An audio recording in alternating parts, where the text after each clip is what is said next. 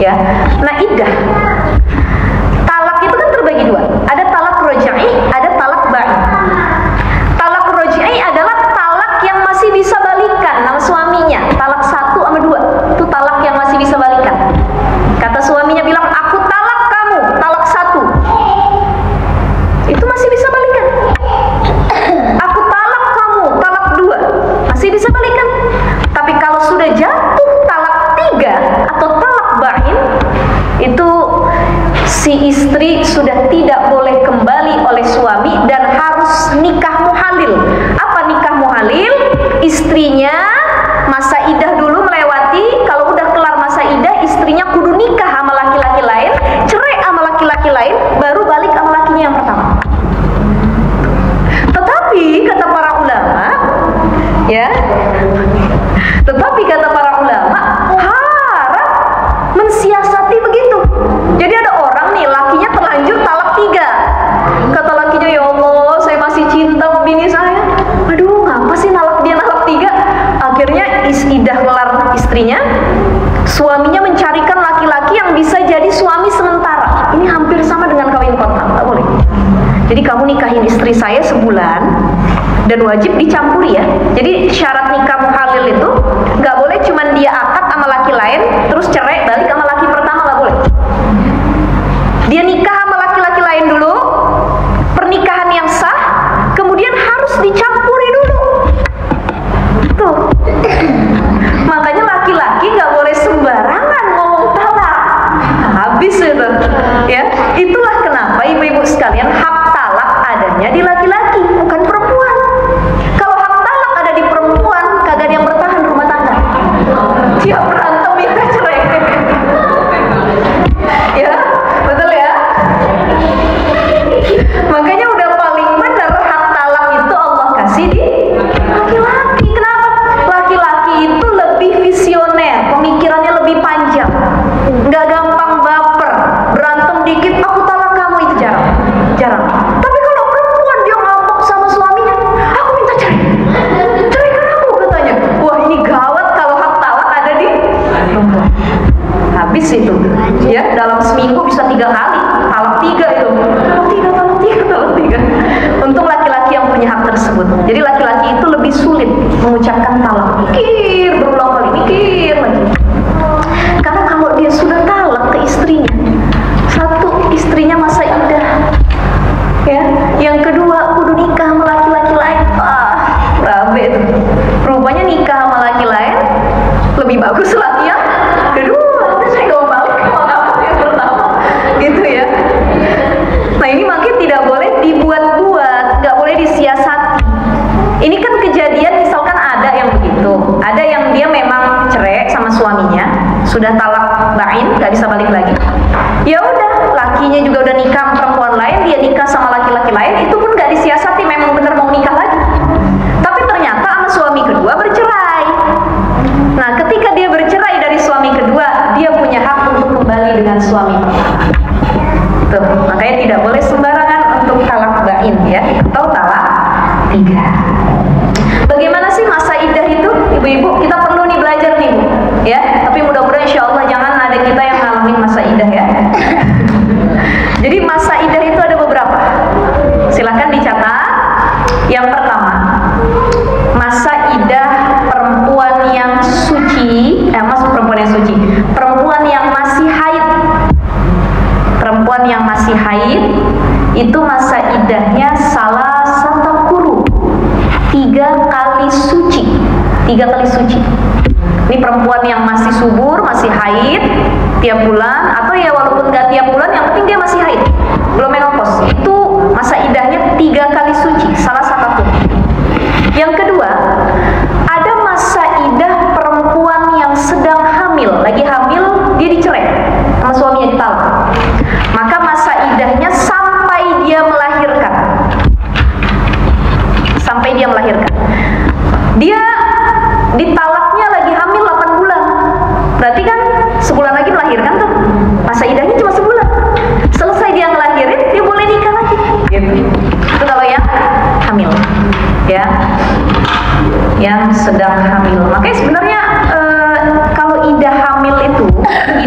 mohon maaf, talak kepada perempuan hamil itu lebih maslahat dibandingkan talak kepada perempuan yang sedang haid. Karena ditakutkan yang sedang haid habis itu hamil, tapi kalau hamil dia udah ketahuan, gitu kan? Oh, masa idahnya berapa bulan nih, habis itu dia melahirkan, gitu. Ya, itu perbedaannya. Jadi yang kedua, masa idah perempuan yang sedang hamil adalah sampai dia melahirkan. Yang ketiga, masa idah perempuan yang ditinggal wafat suami. Jadi beda yang cerai mati sama cerai hidup. Kalau cerai hidup dan dia masih haid, masa idahnya tadi apa? 3 kali suci. Kalau dia ditinggal wafat oleh suaminya, berarti kan janda mati nih ya, janda di apa? Tinggal mati, tinggal wafat suami. Itu masa idahnya arba'ata ashhuri wa ashra, 4 bulan 10 hari. Ya. Jadi lebih lama masa idah yang ditinggal wafat suami, 4 bulan 10 hari. Ya. Lalu bagaimana dengan perempuan yang dia cerai hidup, kemudian dia udah nggak haid, dia menopause, atau belum pernah haid, atau juga sudah menopause, atau memang nggak pernah haid gitu. Kan ada perempuan-perempuan yang memang Masya Allah ya, Allah kasih nasib tuh nggak ngerasain haid sama sekali. Saya punya saudara, sepupu, ini sepupu sendiri, itu sampai sekarang usianya 42 tahun dia nggak haid. Tapi suaminya begitu nikah dia udah tahu istrinya nggak haid dan nggak akan menghadapi masa subur gitu. Ya udah mau aja, alhamdulillah, maksudnya dinikahin gitu. Ya akhirnya solusinya mereka ngangkat anak waktu itu. Itu benar-benar nggak haid, dari kecil nggak haid. Udah, itu ada yang Allah kasih kejadian seperti itu. Ya, nah kalau kita dihadapi dengan permasalahan perempuan yang tidak pernah haid atau dia sudah menopause habis itu dicerai sama suaminya, maka masa idahnya adalah 3 bulan. Salasata ashhur, 3 bulan. Oke. Ya. Jadi kalau orang yang sudah menopause atau nggak pernah haid, masa idahnya 3 bulan. Karena nggak bisa ngitung dari masa suci, udah nggak haid lagi. Tapi kalau orang yang masih haid, dicerai hidup, masa idahnya 3 kali suci. Bagaimana menghitungnya? Contoh, dicerainya lagi suci, sebelum haid, sebelum datang haid. Ini ya ibu-ibu ya, suci, ini suci dicerai. Abis suci haid, bulan berikutnya haid. Abis haid kan suci lagi, jadi suci, haid, suci, haid, suci, haid. Pada haid yang ketiga setelah suci, dia sudah habis masa idah. Jadi harus melewati 3 kali suci. Walaupun dia dicerainya pas masa suci 1 hari doang. Misal malamnya kita haid nih, nanti malam kita haid misalkan. Pas siang ini sebelum haid masih suci, ditalak sama suami. Nah itu udah dihitung masa sucinya, gitu. Jadi suci, haid, suci, berarti kan 2 kali suci. Haid 3 kali suci, ini 3 nih. Tapi dihitungnya bukan kelar masa suci. Ketika pertama kali datang haid yang ketiga setelah suci, itu baru selesai masa idah.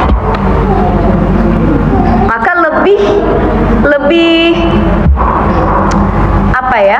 Lebih bagus orang yang sedang suci. Itu tidak memberatkan perempuannya. Kenapa lagi haid nih nggak boleh ditalak? Karena masa idahnya lebih lama. Haid, suci, haid, suci, haid, suci, haid. 7 periode dia. Ya, lebih lama. Gitu. Nah, seperti itu ya ibu-ibu kurang lebih ya. Ada pertanyaan sampai sini ibu-ibu?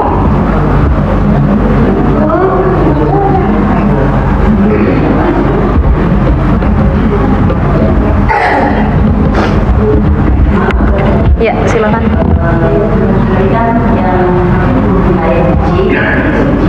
Berarti itu 6 bulan.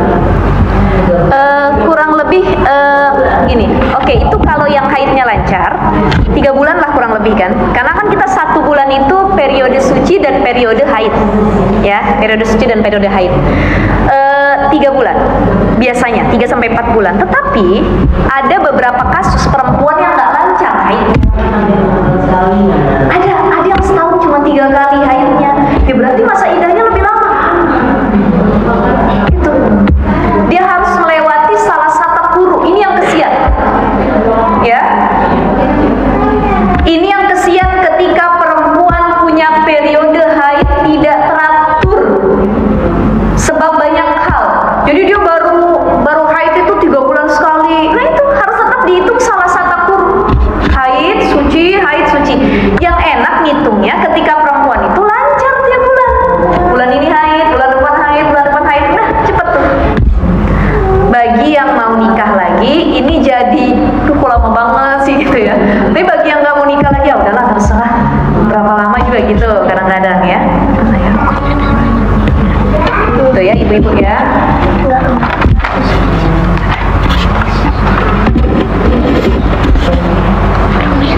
Nanti ya. Ada pertanyaan lagi sampai sini terkait talak ini? Ya silakan ibu. Ada laki misalnya meninggal istrinya, Kalau laki-laki mah nggak ada masa iddah. Dikipasin hari itu juga kan tidak boleh. Tapi secara adab tidak kurang pantas saja gitu ya. Cuma sekarang saya dengar katanya kawan saya kan ada yang sekarang di pengadilan agama ya. Cuman saya juga ngambil jurusan sebenarnya ke pengadilan agama, hukum keluarga. Cuman saya nggak mendalami untuk jadi pengacara, hakim dan lain sebagainya. Saya milih jadi ustazah aja. Ini yang ngajar ibu-ibu gitu. Nah, kawan saya ada kerja di pengadilan, dia bilang, memang kan laki-laki ini nggak ada masa iddah ya, beda sama perempuan ya, beda. Tetapi sekarang ada peraturan, katanya di pengadilan itu sebulan atau berapa bulan atau berapa puluh hari ya, nggak tahu itu. Jadi kalau misalkan istrinya meninggal, dia harus masa tunggu, tapi bukan iddah lah disebut. Kalau iddah kan perempuan ya. Ini lebih ke mungkin proses transisi aja Bu, berkabung. Kalau istri meninggal tuh dia berkabung, atau cerai dari istrinya ya dia harus berbenah diri dulu gitu. Sebenarnya kalau aturan agamanya tidak ada laki-laki masa iddah. Toh mohon maaf ya ibu-ibu, laki-laki bininya belum meninggal aja dia boleh nikah lagi. Benar kan ya Bu ya? Jadi kalau perempuan beda, perempuan nggak boleh poliandri. Ini kita bukan menormalisasikan poligami, bukan ya. Artinya poligami itu syariat Allah. Tapi habis itu langsung pada ya. Cuman kalau bahas poligami panjang. Artinya begini, laki-laki kan punya kebolehan poligami, beristri lebih dari satu. Tapi kalau perempuan, dia kan nggak punya hak atau kebolehan oleh agama menikah lebih dari satu. Kenapa? Bingung anak siapanya. Nggak bisa di poliandri. Betul ya Bu ya? Ada kemarin berita viral, perempuan punya istri 3. La ilaha illallah. Punya suami, perempuan punya istri. Perempuan punya suami 3. Abis itu suami yang kedua, kalau nggak salah ya, dia cemburu sama suami yang pertama, dibunuh. Kemarin ada beritanya pembunuhan itu. Oke, yang saya pikirkan kok bisa perempuan punya suami lebih dari satu gitu ya. Kita satu aja udah capek bener ya Bu ya. Maksudnya udah Masya Allah gitu. Bener ya Bu ya, berat. Maksudnya tanggung jawab kita berat, tanggung jawab ngurus suami, anak ya, tanggung jawab yang lain-lain. Kok ada perempuan sudah tahu tidak boleh ada syariat poliandri dalam Islam, kok dia bisa punya suami sampai 2 sampai 3 gitu ya. Hah? Ya mungkin ya, bisa seperti itu, mungkin bisa jadi. Nah ini, dan saya bingung, pernikahannya ini pasti nggak sah ini, dianggap zina juga ya, karena kan tidak bisa. Makanya yang nikah ini siapa gitu, penghulunya mana, yang ustadznya siapa, saksinya siapa? Wah ini kacau juga gitu ya, kacau juga begitu ya ibu ya. Boleh nanti ya. Ya silakan ibu. Nggak boleh. Jadi paman itu mahram, nggak boleh ya. Beda kalau pamannya itu bukan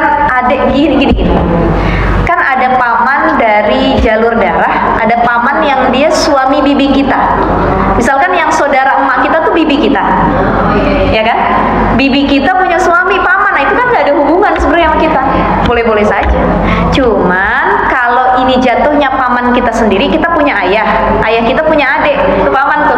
Boleh, itu karena hubungan darah seperti itu ya. Ya, silakan.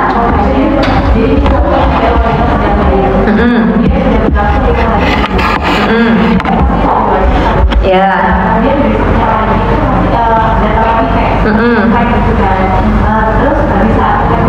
Suci lagi. Belum suci. Itu pengajian juga bisa itu belum mandi.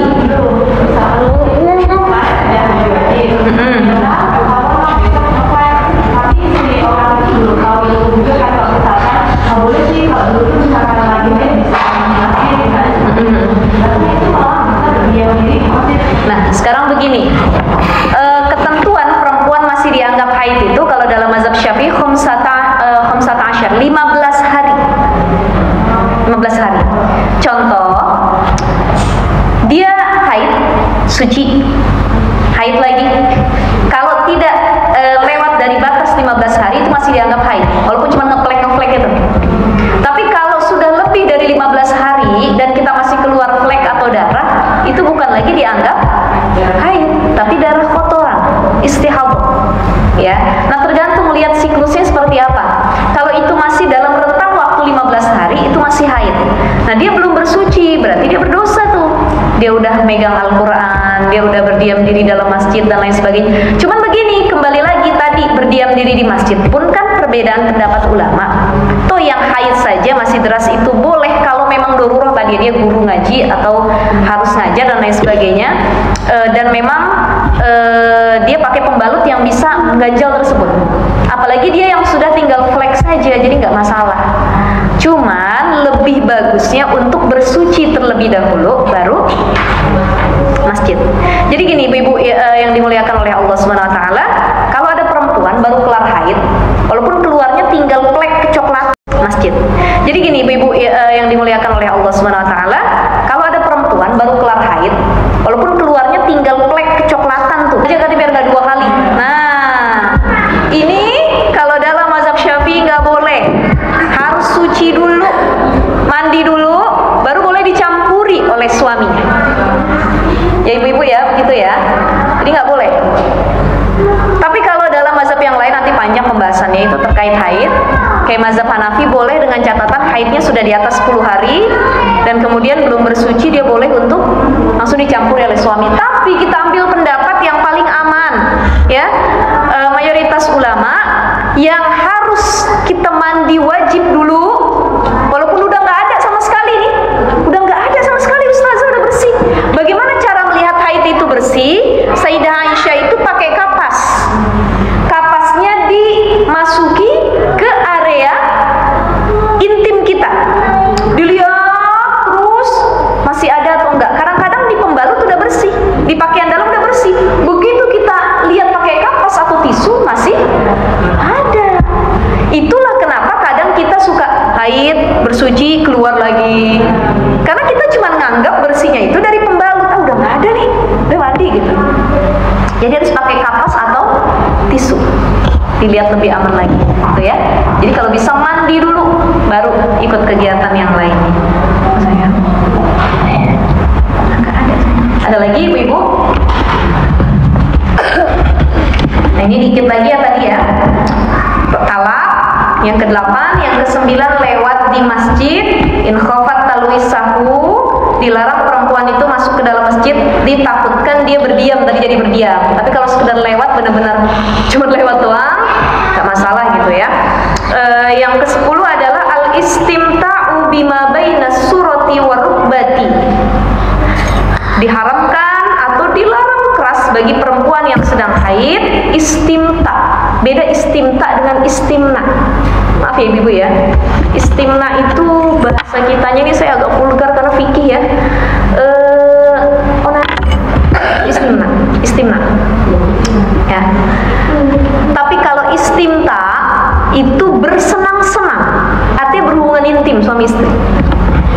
Jadi diharamkan bagi perempuan haid bercampur dengan suaminya bima baina surati wa rukbati, antara pusar sampai lutut nggak boleh dicampuri.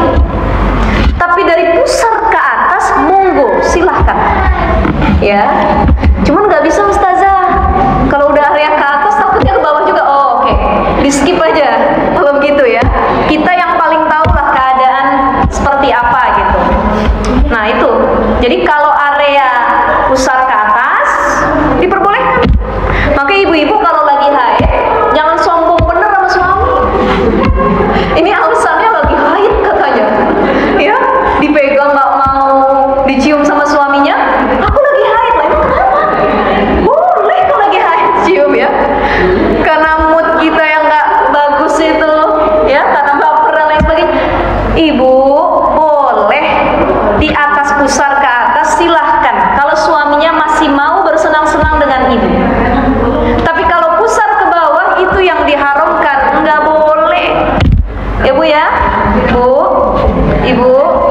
Habis ini jangan sensi lagi haid ya. Orang lagi haid itu semua salah depan dia. Dia nabrak tiang yang diomelin. Apa di sini? Ini tiangnya katanya ya. Nah ini kita perlu manage juga hati kita nih, apalagi sama pasangan sendiri.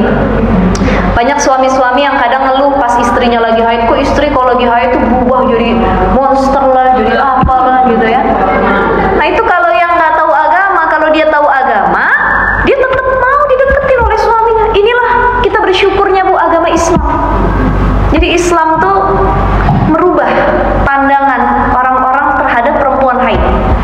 Jadi kalau kita buka kitab-kitab yang membahas khusus tentang haid, contoh kayak Uyunul Masail tuh kan, bab tentang haidnya kan semua dibahas ya.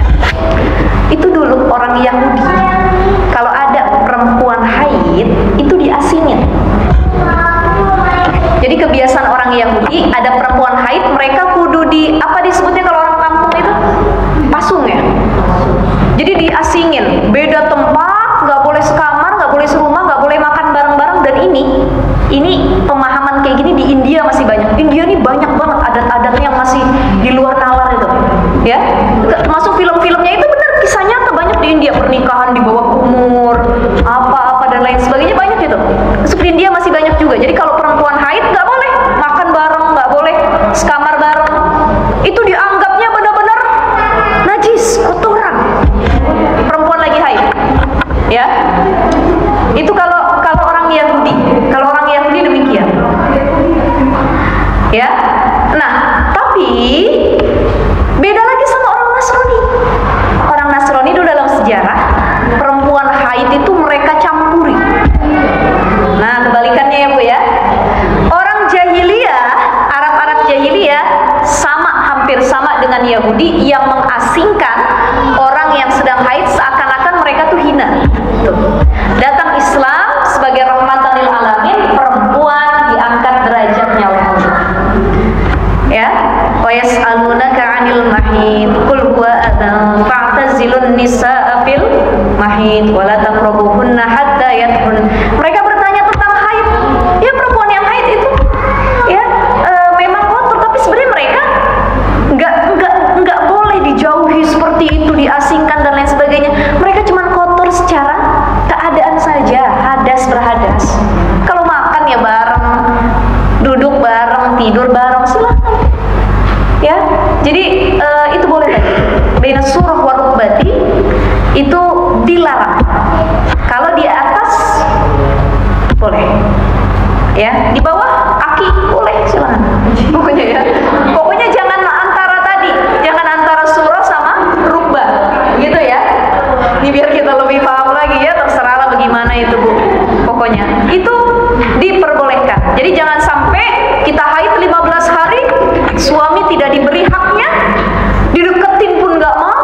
Wah, udah itu kan, rontok kepala itu ya. Ya jadi tetap silahkan untuk istimta di area-area yang diperbolehkan. Kayak gimana Ustaz? Gimana aja terserah caranya, nggak perlu diajarin, udah paham tuh ya. Yang penting tidak di dua area tadi. Ya mohon maaf, ada nih ibu-ibu orang yang dia itu tahu nih nggak boleh dari area depan, akhirnya melakukan hubungan dari area belakang. Nggak boleh. Itu mengajarkan suami kita jadi ya, mau istrinya haid atau tidak haid, kalau suami pengen mencoba dari area dubur, berantem nggak marah, nggak boleh ya, karena yang disyariatkan dari area depan yang sudah Allah syariatkan, situlah yang akhirnya ada rahim ya, jadi anak nantinya. Maka pokoknya hindari. Mau itu alasannya karena lagi haid, mama kan lagi haid, nggak boleh ya. Pokoknya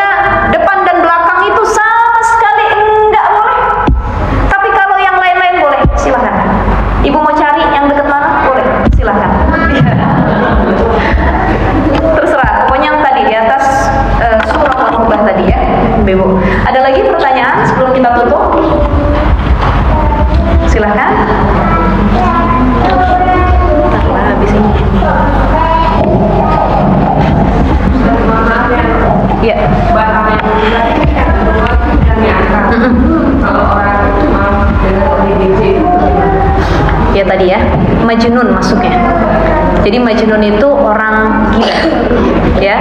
Nah itu tetap itu nggak dianggap wudunya, karena kan dia hilang akalnya.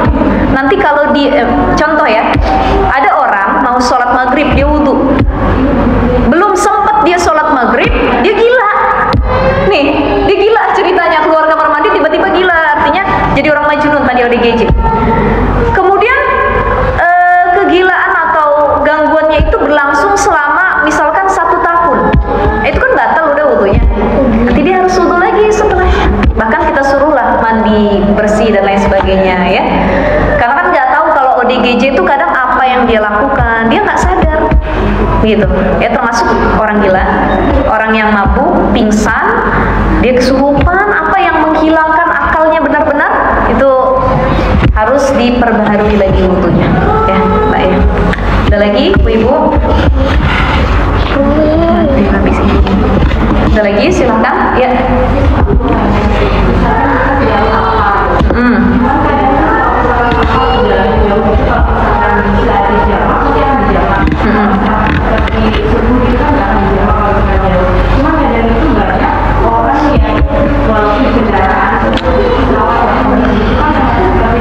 Sholat ya.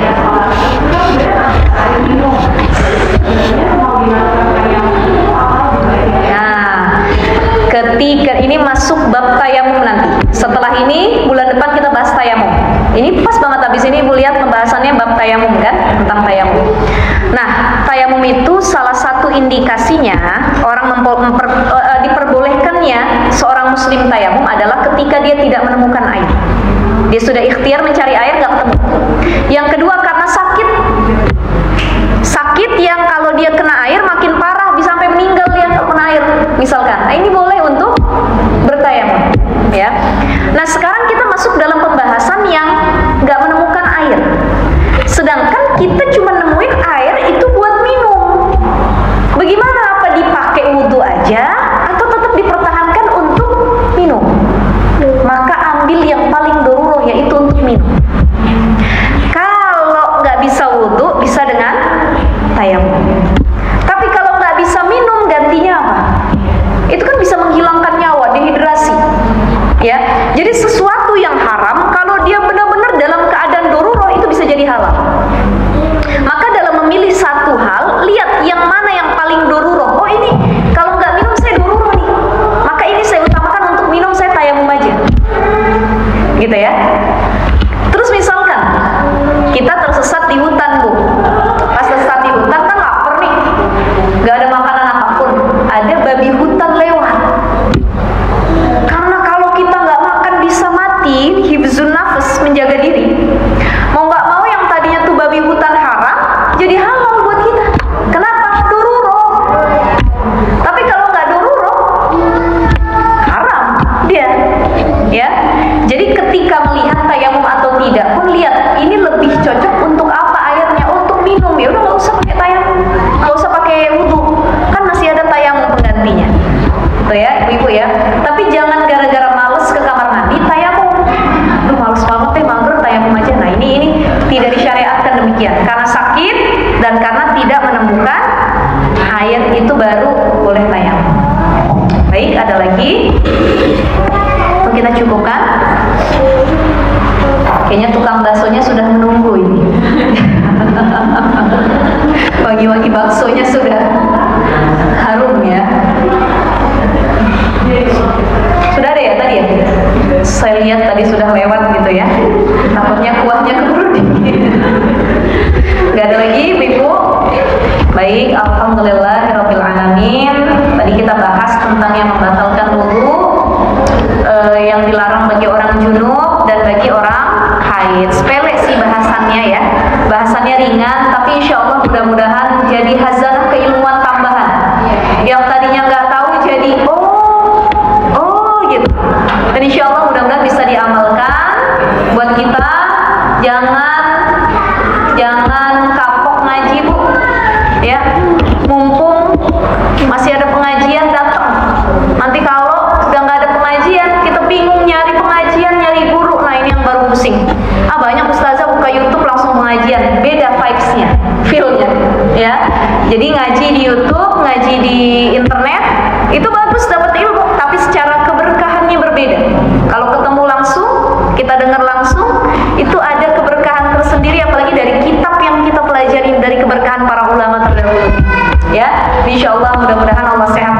kita, dipanjangkan umur kita, dimudahkan rezeki kita, hajat-hajat kita dikabul oleh Allah Subhanahu wa taala. Mari sama-sama kita baca Ummul Quran surah Al-Fatihah. Al-hadirin ya mu'ala kulli niyatin salihah wa ila hadratin Nabi Mustafa Muhammadin sallallahu alaihi wasallam. Syai'un lillahi lakum al-Fatihah. A'udzu billahi minasy syaithanir rajim. Bismillahirrahmanirrahim. Alhamdulillahi rabbil alamin. Arrahmanir rahim. Maliki yaumiddin. Iyyaka na'budu wa iyyaka nasta'in. Ihdinas siratal mustaqim. Siratal ladzina an'amta 'alaihim ghairil maghdubi 'alaihim waladdallin. Rabbana ighfir lana wa liwalidayna amin. Alhamdulillah, terima kasih Ibu sekalian. Kurang lebihnya mohon maaf. Billahi taufiq wal hidayah. Wassalamualaikum warahmatullahi wabarakatuh.